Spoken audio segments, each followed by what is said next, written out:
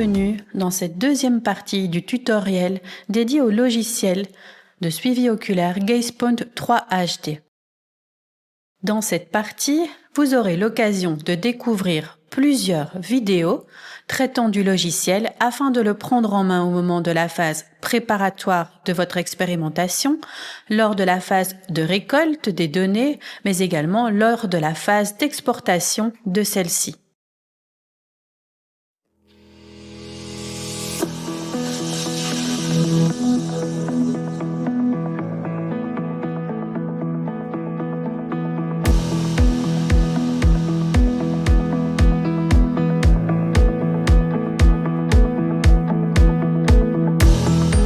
Avant toute chose, voyons ensemble la composition du matériel dont vous aurez besoin. Tout d'abord, un ordinateur pour le chercheur, un écran de diffusion pour le participant, un oculomètre et son trépied, enfin un appareil audio. Concernant l'ordinateur pour le chercheur, l'éditeur du logiciel recommande d'utiliser un ordinateur récent équipé de Windows 10 ou 11 avec un processeur Intel i5, une carte graphique dédiée avec 2 Go de mémoire vidéo minimum et enfin un port USB 3.0 obligatoire. Attention, le logiciel n'est pas compatible avec Mac OS et Linux. Concernant l'écran de diffusion pour le participant, l'écran donc séparé de l'écran du chercheur, l'éditeur du logiciel recommande une taille comprise entre 22 et 27 pouces et une résolution Full HD. L'éditeur recommande également de veiller à ce qu'il n'y ait pas de lumière directe sur l'écran du participant afin que la collecte des données soit la plus précise possible. Concernant l'oculomètre, celui-ci peut être fixé à l'arrière de l'écran du participant ou sur un trépied comme à l'image. Dans les deux cas, l'oculomètre sera placé centré sous l'écran et orienté vers les yeux du participant. C'est pourquoi nous recommandons d'utiliser l'oculomètre sur trépied afin de s'assurer que l'alignement avec les yeux du participant soit optimal. Enfin, concernant les appareils audio, l'oculomètre ne possède pas de périphérique d'entrée et de sortie audio.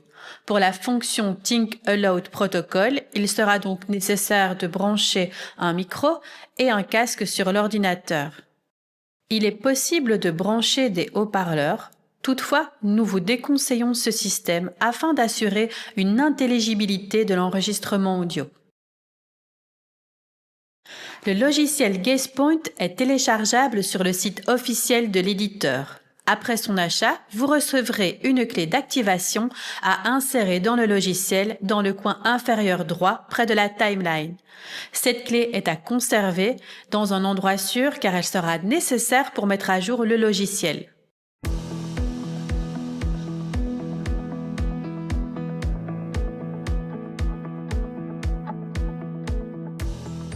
Le logiciel s'organise en deux modes, Collect Data et Analyze Data.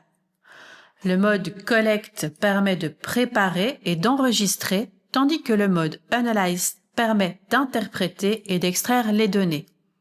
Chacun dispose de fonctionnalités spécifiques que nous allons explorer successivement à l'aide d'un média déjà inséré, ici une vidéo de salle de classe. Commençons par le mode Collect Data.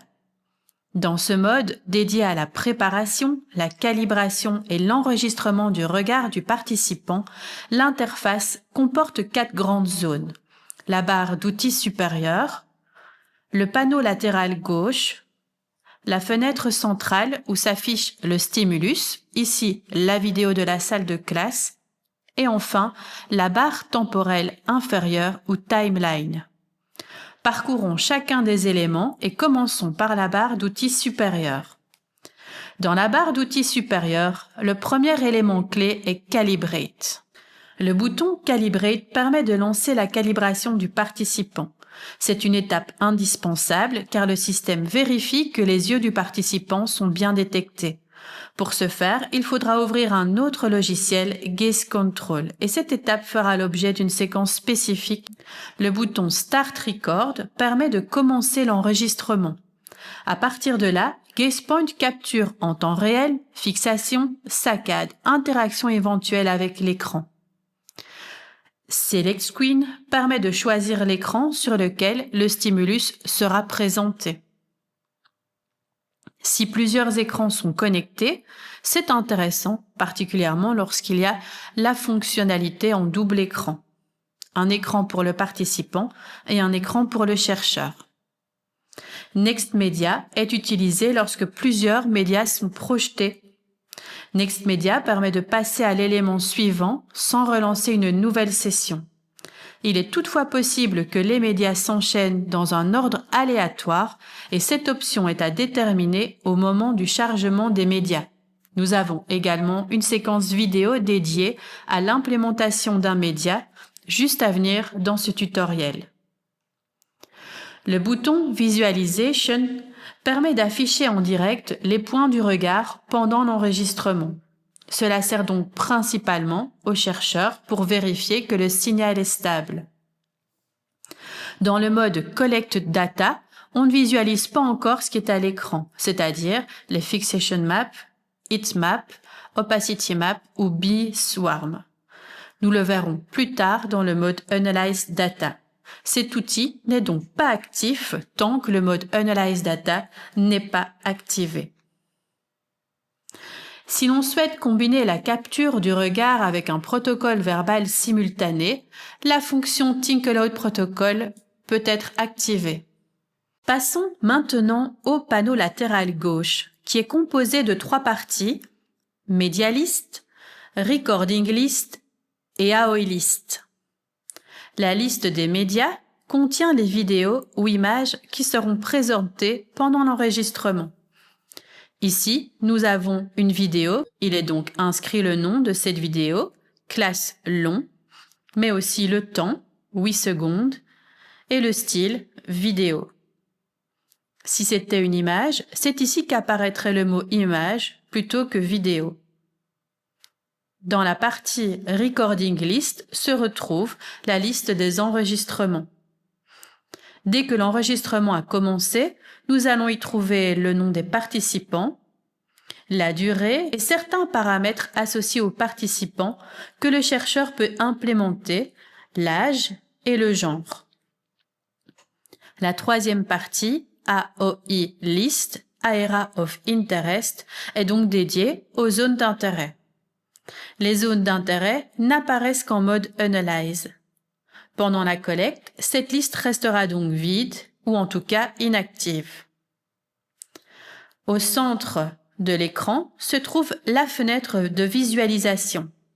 Avant d'implémenter un média, elle est noire, puis le média apparaît et il peut être lancé dans le cas d'une vidéo grâce à la timeline juste en dessous.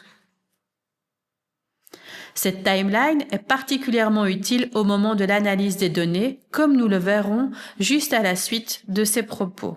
Elle vise donc à démarrer, mettre en pause ou arrêter l'enregistrement. Elle affiche également la durée totale de la vidéo. De la même manière que dans le mode Collect Data, le mode Analyze Data a une interface composée de 4 grandes zones. Le panneau latéral gauche, la fenêtre centrale et la barre temporelle inférieure sont identiques. Au mode Collect Data, c'est bien la barre supérieure qui comporte certaines spécificités que nous allons voir ensemble. Le premier panneau, intéressant, est le panneau Visualization. Il permet d'afficher différents types de présentation du regard. Il permet donc de choisir les visualisations qui seront les plus adaptées à votre question de recherche. Il existe 4 grands types de visualisations. Les visualisations par Fiction Map. La vidéo va être lancée pour que vous puissiez voir à quoi ça ressemble.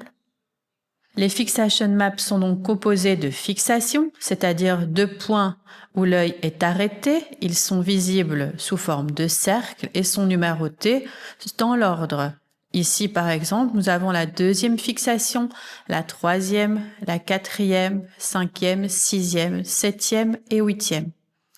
La taille du cercle indique le temps passé par le participant à regarder précisément la zone. Par exemple, on voit ici que la fixation 2 est plus courte que la fixation 7. Sur les fixation maps, il est également possible d'identifier les saccades, c'est-à-dire les lignes qui relient chaque fixation ensemble. Fixation et saccades permettent donc de visualiser la trajectoire du regard et la logique d'exploration. Passons à la deuxième forme de visualisation, la carte de chaleur. La carte de chaleur met en évidence les zones les plus regardées en allant du bleu au rouge. L'Opacity Map colore l'écran en fonction de la densité visuelle, mais de manière plus légère qu'une heatmap, uniquement avec des couleurs nuancées entre noir et gris. Enfin, le quatrième type de visualisation, Bee Swarm, affiche toutes les fixations des participants et de manière simultanée. Par exemple, à l'écran, les fixations de 6 participants sont affichées au moment de la vidéo de 4 secondes et 624 millièmes. Cela permet donc de visualiser la dispersion des regards à un moment précis et uniquement par le biais des fixations. La taille peut être ajustée,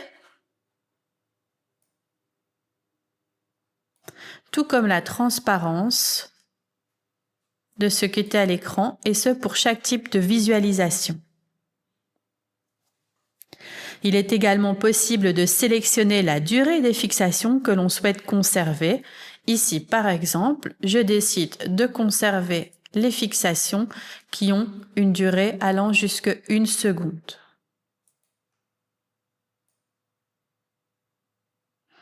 On voit donc bien que seules les fixations les plus longues restent à l'écran. Plus bas, la partie Graph Data permet de suivre en plus du regard, la pupille, les clignements ou même le rythme cardiaque. C'est donc une manière complémentaire d'explorer l'activité du participant. Par exemple, dans le cadre des données récoltées pour le participant 1, nous pouvons afficher le graphique de sa pupille gauche et de sa pupille droite.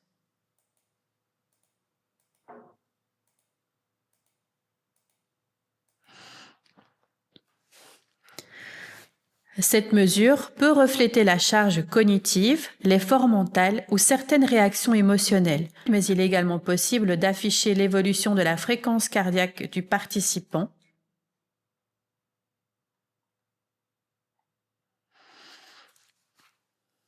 ainsi que les blinks, c'est-à-dire les clignements d'yeux sous forme de points ou de segments de courbe. Là aussi, c'est un indicateur pertinent de fatigue visuelle ou de perte momentanée du signal. Pour supprimer la partie Graph Data, il est très important d'aller décocher dans le panneau Visualization Graphique UX Only. Nous avons vu ensemble le panneau Visualization. Juste à côté, voici le bouton Gaze Video.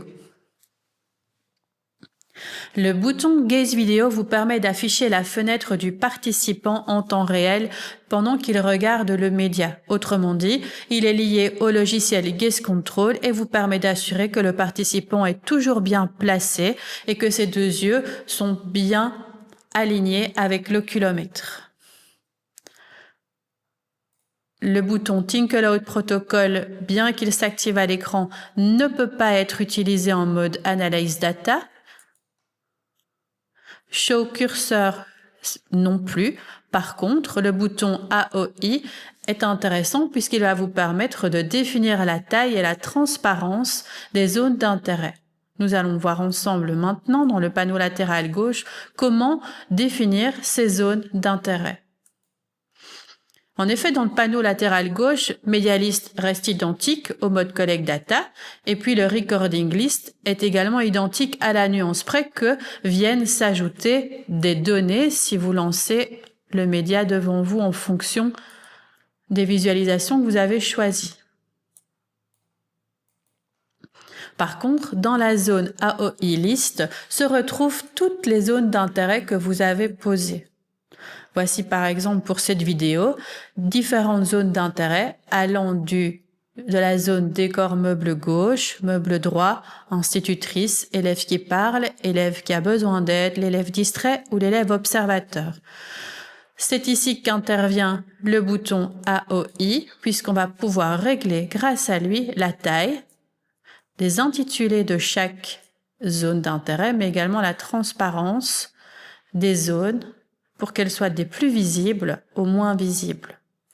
Ce bouton est également très intéressant car il vous permet de recueillir une première analyse des données collectées par zone d'intérêt. On voit par exemple ici, pour la zone d'intérêt institutrice et l'utilisateur 1, qu'il a été regardé 1,38 secondes, soit 17% du temps de la vidéo, qu'il n'y a pas eu de revisite sur cette zone. On voit par contre que l'utilisateur 1 a regardé plus longtemps la zone élève-observateur, 22% du temps de la vidéo, et n'a pas fait de revisite. Par contre, il a repéré cette zone à 2,77 secondes de la vidéo. Le bouton Export concerne l'exportation des données. Une vidéo plus complète sera dédiée à cette partie un peu plus tard dans ce tutoriel. Avant de terminer, rappelons que dans la barre supérieure, que ce soit en mode Collect ou Analyze Data, 3 commandes essentielles sont présentes. New Project, Open Project and Save Project. New Project, comme son nom l'indique, permet de créer un nouveau projet. C'est la première étape avant d'importer un stimulus et de commencer une session de suivi oculaire. Open Project sert à ouvrir un projet existant. On retrouve alors les médias, les enregistrements et les zones d'intérêt déjà créées. Enfin, Save Project sauvegarde toutes les modifications, médias importés, participants ou zones d'intérêt et paramètres. Il est recommandé de sauver régulièrement pour éviter toute perte de données, mais il est également important de savoir que dans le logiciel GazePoint, il n'est pas possible de revenir sur un élément enregistré. Autrement dit, ce qui est enregistré l'est et il n'est pas possible de revenir en arrière même si une erreur a été repérée. Avec ces 3 commandes, on peut gérer l'ensemble du cycle d'un projet et nous allons voir dans la vidéo suivante comment implémenter un média pour commencer l'expérimentation.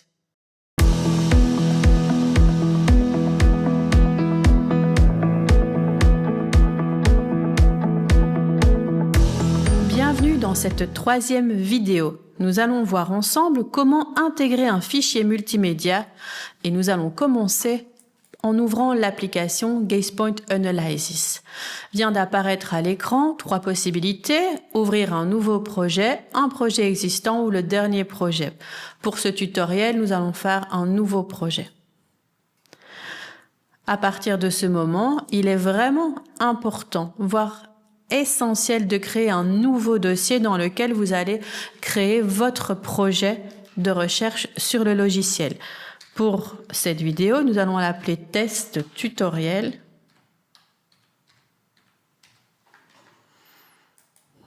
C'est donc à l'intérieur de ce fichier que vous allez avoir votre projet.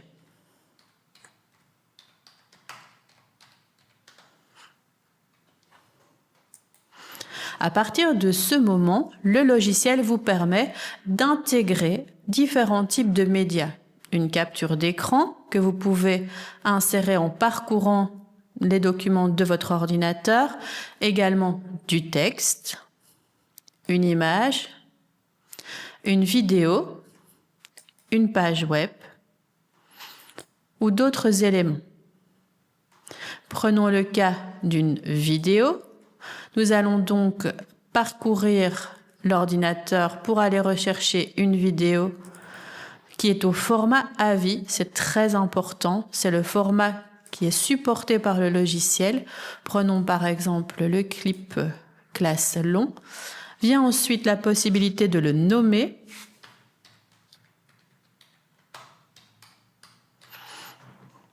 Et enfin, la possibilité de voir la durée et de choisir, et ça c'est assez intéressant, si ce média va être montré dans un ordre aléatoire ou pas aux participants.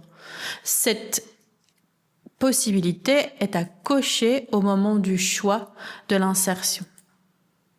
Alors ici, c'est pas notre cas, donc on va conserver le média tel qu'il est. Le média est alors inséré et disponible pour être traité, soit en mode analyse, soit en mode collecte, en fonction de ce que vous voulez en faire. De manière générale, une fois le média inséré, le mode Analyze Data est utilisé et différentes zones d'intérêt peuvent commencer à être tracées. Comment mettre une zone d'intérêt, et cela fera partie d'une prochaine vidéo que nous verrons ensemble.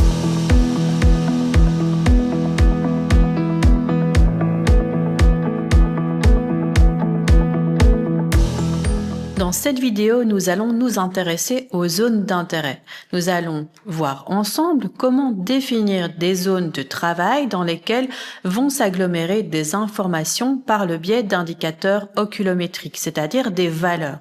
Ces zones d'intérêt peuvent être déterminées avant l'expérience, mais également après. Déterminer une zone d'intérêt se réalise à partir de 4 paramètres. Le premier, et nous l'avons vu ensemble dans la première partie de ce tutoriel, concerne la mobilité du contenu de la zone d'intérêt. Il existe des zones d'intérêt fixes ou mobiles. Le second paramètre à considérer est la durée de la zone d'intérêt. Autrement dit, est-ce que la zone va apparaître tout le long du média, ou est-ce une zone qui va apparaître à un moment spécifique du média pendant donc un temps donné précis. La durée de la zone d'intérêt s'affiche dans la partie AOI Setting et plus précisément dans la première colonne Time juste en dessous de la sélection des couleurs. La couleur est justement le troisième paramètre à considérer. C'est une couleur qui va permettre aux chercheurs de visualiser précisément la zone d'intérêt et d'en identifier les limites à l'écran. Elle est essentielle pour les zones d'intérêt mobiles particulièrement, parce que ça permet de vérifier visuellement qu'elles correspondent bien à la zone à analyser en fonction du mouvement qui est à l'écran. 2 astuces. La première est d'utiliser une couleur de cadre contrastée avec le média. Et puis la seconde, c'est d'ajuster le niveau d'opacité de la zone d'intérêt. Et pour ça, vous pouvez utiliser le bouton AOI dans la barre supérieure. Le paramètre 4 concerne la forme de la zone d'intérêt. Le logiciel GazePoint Analysis ne permet que 2 choix. 2 types de formes, soit une forme rectangulaire, soit une forme ovale. Le choix de la forme se fait dans la partie AOI Setting, juste à côté de la sélection des couleurs en cliquant sur Rectangle Shape ou Ellipse Shape. Pour poser des zones d'intérêt fixes ou mobiles, il est nécessaire d'aller dans la partie gauche du logiciel et plus précisément en dessous dans la zone AOI List, Area of Interest. Il est possible de déterminer des zones d'intérêt fixes et c'est le premier exemple que nous allons voir ensemble dans cette vidéo. Les objets restent à la même place, il y a la main qui vient à un moment donné, mais le pot de crayon qui est juste ici devant et auquel nous allons nous intéresser reste à la même place du début jusqu'à la fin de la vidéo. On va donc poser une zone d'intérêt sur ce pot de crayon. Je remets bien la vidéo au début, c'est très important, c'est une astuce que je vous donne. Il faut replacer le curseur bien au début quand vous posez votre zone d'intérêt pour qu'elle aille du début à la fin de la vidéo. J'ajoute la zone d'intérêt, je vais l'appeler crayon puisqu'on a des crayons crayon dans le pot.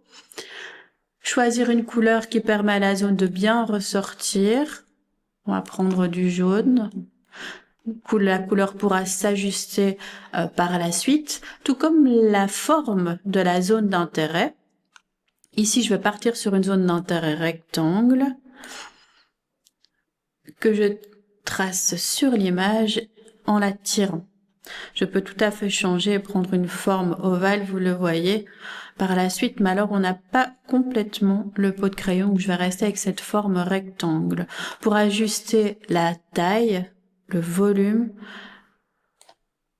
je préfère pour ma part partir du coin, de chaque angle de la zone d'intérêt, ça évite les mauvaises surprises. Et ça aussi, c'est une autre astuce que je vous donne. Alors si on regarde maintenant, on a donc une zone d'intérêt crayon qui court tout au long de la vidéo. Voilà. Alors cette vidéo, elle est intéressante pour vous parler donc des zones d'intérêt fixe. Alors je vais recommencer la manipulation et vous allez voir que c'est assez rapide. Si je m'intéresse aux ciseaux qui sont devant, j'ai donc appuyé sur le plus. Je suis de nouveau dans une forme plutôt rectangulaire. Je me place à l'endroit sur la vidéo. J'ajuste et je lâche le clic, ce qui nous donne de nouveau une zone d'intérêt qui fixe, qui court tout au long de la vidéo. Alors dans les vidéos, en général, les objets ou les personnes bougent. C'est notamment le cas de cette vidéo. Je vous la montre, la petite fille est donc sur une balancelle, elle passe d'un côté à l'autre. Si on souhaite étudier et poser une zone d'intérêt sur la jeune fille à la balancelle, il va être nécessaire de faire bouger la zone avec elle. Alors en soi, on est toujours dans la même démarche. J'ajoute une zone d'intérêt, je vais lui donner un nom, fille balancelle par exemple, et je vais choisir à nouveau une forme. A priori, on va rester avec le rectangle, mais on pourra encore une fois l'ajuster par la suite. Cette fois-ci, je veux que la zone d'intérêt ne court pas tout au long de la vidéo. Je vais donc lui donner un point de départ, et ça c'est très important quand vous posez des zones d'intérêt mobiles. Et je vais donner au logiciel la place de fin de la zone d'intérêt. Alors, on va faire quelque chose d'assez simple pour le logiciel. Voilà la zone de fin. Je veux donc une zone d'intérêt qui va du début de la vidéo jusqu'à 0,5966. Alors, le logiciel permet de suivre de lui-même, vous voyez, la jeune fille sur la balancelle. Mais il reste quand même imprécis. Et donc ça, c'est ce que le travail, ça va être de remettre la zone d'intérêt toujours sur la zone que vous voulez étudier. Et dans ce cadre-là, quand je suis face à une zone d'intérêt mobile, je vais utiliser ce qu'on appelle le double clic express, c'est-à-dire que je vais appuyer très rapidement sur la flèche, ce qui fait que la vidéo va s'enclencher et va se mettre sur pause dans la foulée. Et donc vous voyez, je viens replacer la zone d'intérêt sur la jeune fille après avoir fait ce double clic. Il est nécessaire ici d'ajuster le volume et la couleur ne nous permet pas de bien voir si c'est OK. Donc je vais aller jouer sur la transparence. Vous pouvez regarder dans les fonctionnalités dont on a parlé juste avant. Voilà. Ici, le logiciel a bien été récupéré. On revérifie. Là, ça suit bien la jeune fille, donc c'est OK. Parfois, c'est impossible de pouvoir compter sur le logiciel pour qu'il puisse nous aider à poser la zone d'intérêt mobile. Si l'on reprend le clip matériel, souvenez-vous la main, elle vient, elle repart, c'est beaucoup plus compliqué, notamment parce qu'elle met des choses dans le panier jaune qui est à l'écran. Alors dans ce cadre-là, il faut analyser les mouvements de la zone d'intérêt, donc ici la main, en considérant ces déplacements verticaux et horizontaux. Autrement dit, je vais regarder le début d'un mouvement, je vais identifier la fin de ce mouvement en réfléchissant toujours de manière à ce que le mouvement soit vertical ou horizontal. Et je vais déterminer les zones d'intérêt par rapport à ces dimensions. Alors, si on reprend le moment où la main va dans le panier, on peut voir ici que on est dans quelque chose qui est plutôt donc de haut en bas.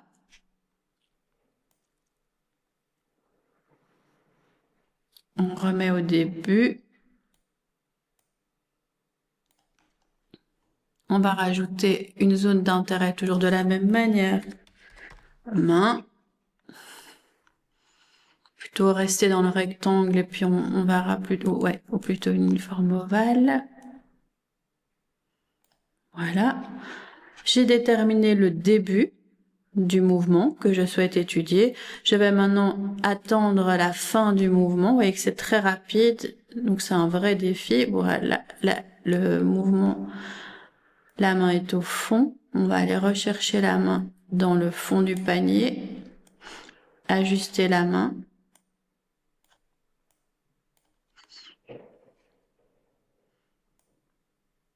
Et depuis le début, regardez pour que ça fonctionne bien et réajuster en remettant à chaque fois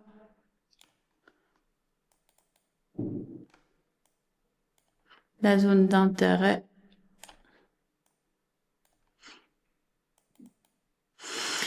Si je souhaite continuer à étudier la zone d'intérêt et que le mouvement se...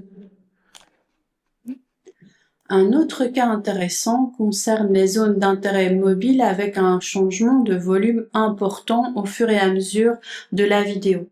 C'est ce qu'on va voir ici ensemble dans la vidéo course. Le sac orange diminue de volume au fur et à mesure de la course de la jeune fille et on va mettre une zone d'intérêt sur ce sac.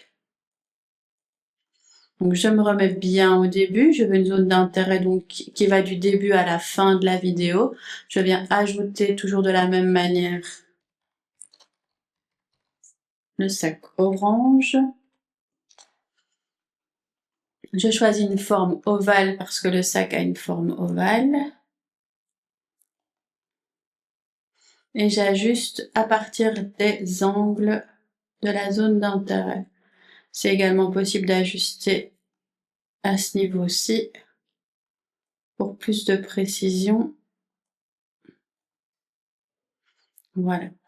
Donc on est bien au début, on a une zone d'intérêt qui court tout au long de la vidéo. Donc maintenant il va falloir donner au logiciel l'emplacement de fin de la zone d'intérêt mobile. Alors la vidéo, voilà, on l'a juste un peu avant.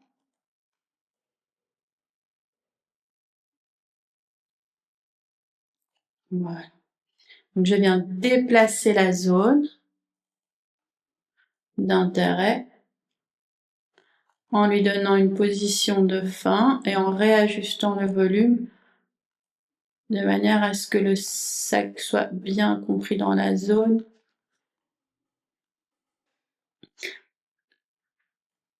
En revoyant depuis le début, on a donc la zone d'intérêt qui diminue au fur et à mesure de la vidéo. Seulement, la zone d'intérêt n'est pas complètement sur le sac, ce qui est logique. Le logiciel fait une première analyse et il aide la zone d'intérêt en analysant sa trajectoire et donc on va venir à nouveau réajuster à la fois la position de la zone mais également le volume de celle-ci pour que les données soient vraiment les plus justes possibles par rapport à ça. Double clic express.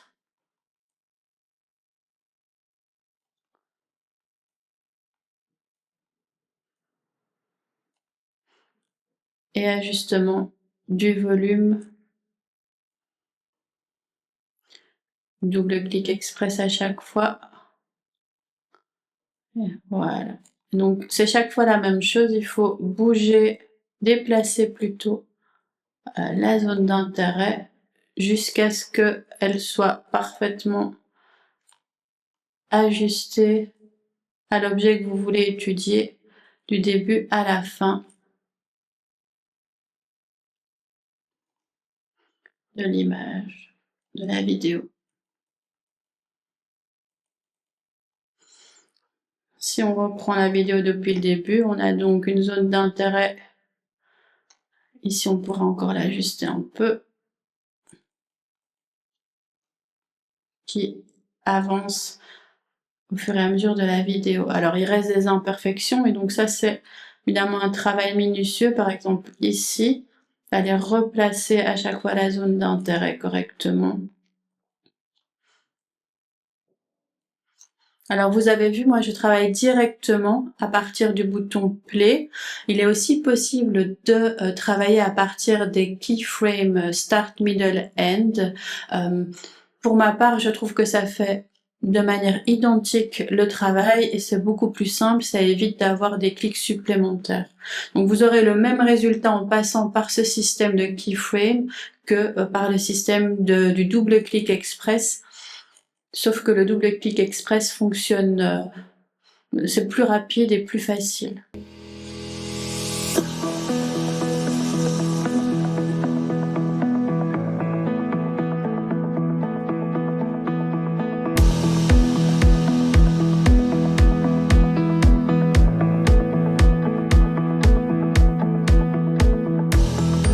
Bienvenue dans cette vidéo dédiée à la phase de calibration. On l'a déjà répété et je le répète encore, c'est une phase vraiment très importante. Et nous allons voir ensemble ce qui se passe pendant la calibration, à la fois du point de vue de l'expérimentateur, celui donc qui mène la recherche, mais également du point de vue du participant. C'est pourquoi nous avons prévu de vous montrer ce qui se passe à l'écran 1 de l'expérimentateur et puis à l'écran 2 du participant.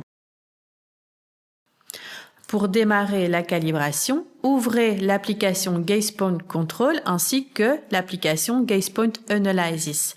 Une fenêtre Gaze Point Control s'ouvre et dans celle-ci, l'expérimentateur peut voir précisément ce qui est filmé par l'oculomètre. Vient alors le moment important de vérifier le placement. À l'écran, vous voyez que le participant est mal placé, la bille est complètement dans le rouge. Le voilà mieux placé, la bille est verte et bien au centre.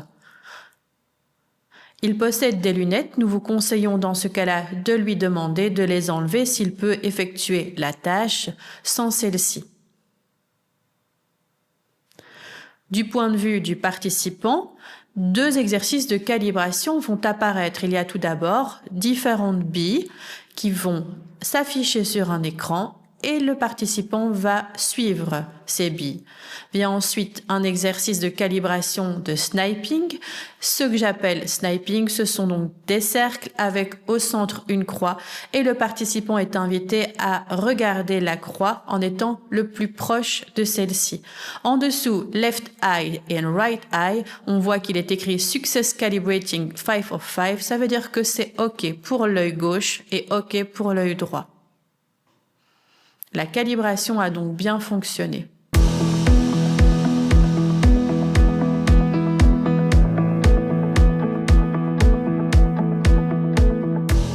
La récolte des données va commencer. On a donc convié nos participants. Je vais vous donner un exemple avec donc un enfant qui regarde la vidéo. L'installation de l'enfant a été faite et on veut enregistrer son regard. Alors lorsque l'on applique le Start Record, vous voyez tout de suite qu'il nous rappelle bien que Gaze Point Control doit être ouvert pour toute récolte de données. Gaze Point Control, souvenez-vous, c'est le logiciel qui permet de calibrer le regard. On est bon, on peut lancer l'enregistrement. Voilà, la vidéo est lancée et on voit apparaître sur l'écran du chercheur les différentes zones qui sont observées par l'enfant. Alors, on voit sur le côté. Cet user, nous allons le renommer. On est bien avec le user 1, c'est un enfant fille. Dans notre cadre, elle a 9 ans. et on a utilisé la couleur rouge. À partir du moment où on a ces données, elles vont pouvoir être utilisées à différentes fins, des fins d'analyse évidemment, et les visualisations vont pouvoir être changées. On était en heatmap, mais on peut tout à fait imaginer de mettre les fixations.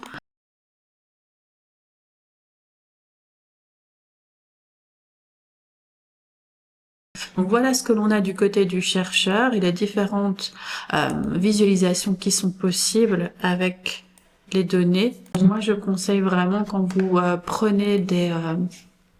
Quand vous récoltez des données avec un clip aussi court de 7 secondes, c'est quand même plus facile d'avoir ces fixation maps.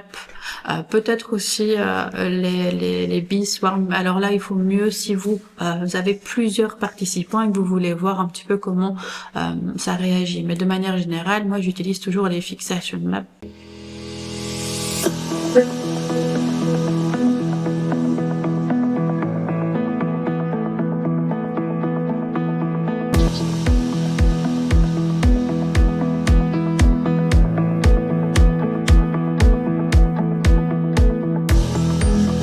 Bienvenue dans cette capsule vidéo dédiée à l'exportation des données.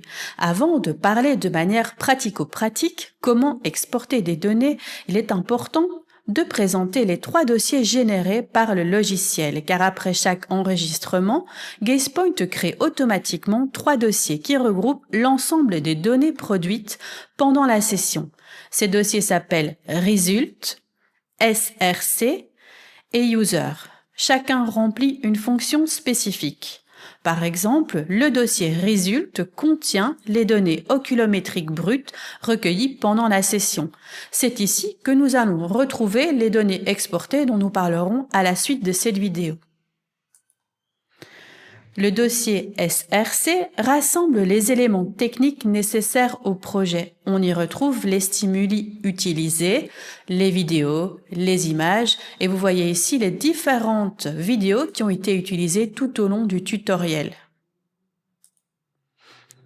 Le dossier User contient les enregistrements complémentaires par participant, par user. Ici, 0001, c'est le participant 1. 3 types de fichiers sont regroupés par participant. Il y a donc le fichier Cam Audio, qui combine la capture du visage du participant et l'enregistrement audio. Autrement dit, quand vous activez la fonction Think Aloud Protocol, c'est ici que vous allez retrouver l'enregistrement des propos formulés par le participant. Vient ensuite le fichier Face qui montre le visage et les yeux tels que capturés par la caméra de l'oculomètre. C'est donc ici précisément l'enregistrement de la fenêtre du logiciel GazePoint Control. Enfin, le fichier SCRN correspond à la capture de l'écran du participant pendant la session. Maintenant que nous avons identifié ces différents fichiers, nous allons passer et voir ensemble comment exporter les données afin de les analyser plus en détail. Pour ce faire, ouvrons le projet. Vous reconnaissez à l'écran une vidéo que l'on a déjà vue ensemble, une vidéo de scène de classe. Sur le côté, les différents participants, et c'est très important, c'est une astuce que l'on vous donne de vérifier s'ils sont cochés ou décochés en fonction des données que vous voulez exporter, et la liste des zones d'intérêt. Plusieurs formats d'exportation sont possibles selon le type de résultat souhaité. Nous l'avons vu, images, vidéos ou données brutes. Voyons tout d'abord le premier niveau d'exportation, produire un fichier image. Cela peut donc correspondre par exemple à une carte de chaleur pour le participant 1 lorsqu'il regarde la vidéo à la 4e seconde. Cela peut correspondre également à la même carte de chaleur, mais pour le participant 2, 3, 4, 5 et 6, toujours pour le même temps ou un peu après. Ce qu'il est important de comprendre à ce stade, c'est que l'exportation de l'image sera celle et identiquement celle qui est à l'écran du chercheur. Autrement dit, si je souhaite avoir l'image de la carte de chaleur du participant 1, 2, 3, 4, 5 et 6 à ce moment précis de la vidéo, c'est ça que j'aurai. Les différentes visualisations sont possibles et à chaque fois, cela va générer une nouvelle image. Pour exporter une image, allez dans Export, sélectionnez Export image. L'exportation est réalisée et disponible dans le fichier Résulte. Voyons ensemble maintenant comment faire l'exportation d'une vidéo. L'exportation d'une vidéo se fait de la même manière que l'exportation d'une image. Allez dans Export, choisir Exporter une vidéo, soit de manière individuelle. Par exemple, ici, j'ai coché tous les participants, mais je souhaite avoir une vidéo de chaque participant de manière séparée. Je vais donc cocher Individual Recording. On peut également choisir de cocher pour avoir des vidéos de tous les médias insérés. Lorsqu'il y a, par exemple, plusieurs vidéos qui s'enchaînent lors de l'expérimentation.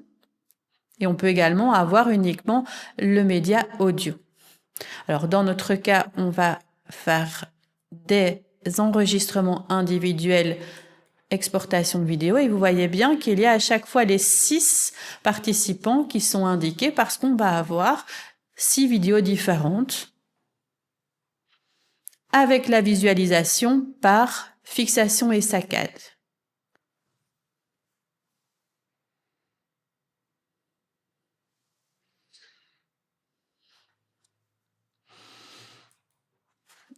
À nouveau, les résultats sont disponibles dans le dossier Résultes. L'exportation pour le participant 1,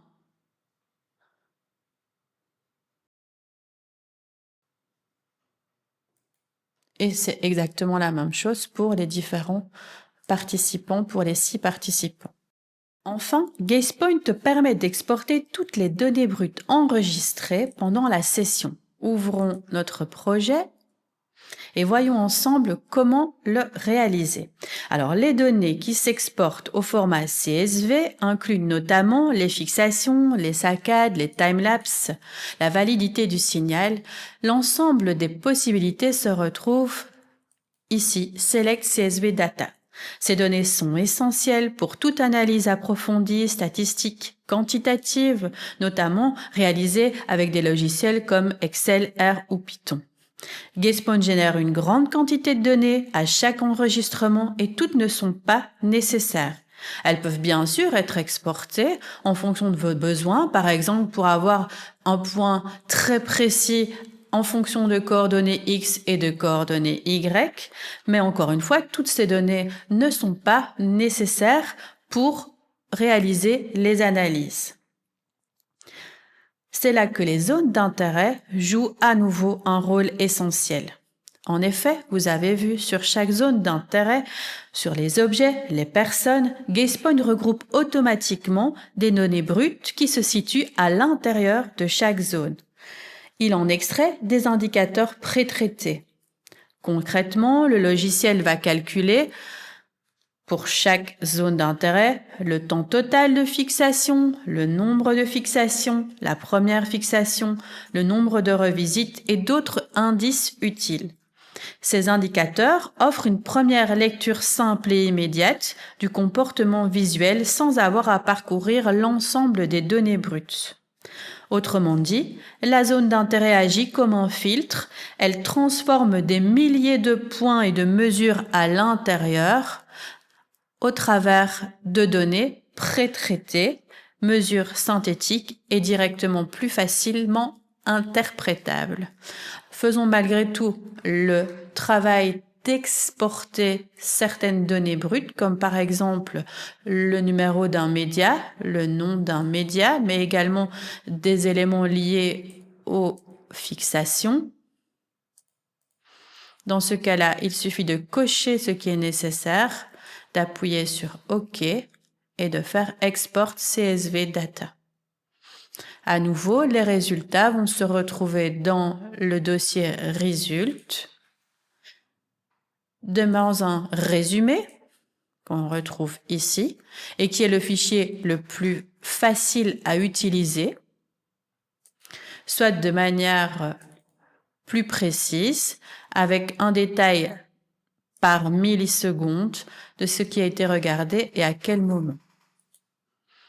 Le User One Fixation est également un fichier intéressant parce que vous le voyez, il est plus synthétique. On retrouve donc par média, ici, des éléments liés aux fixations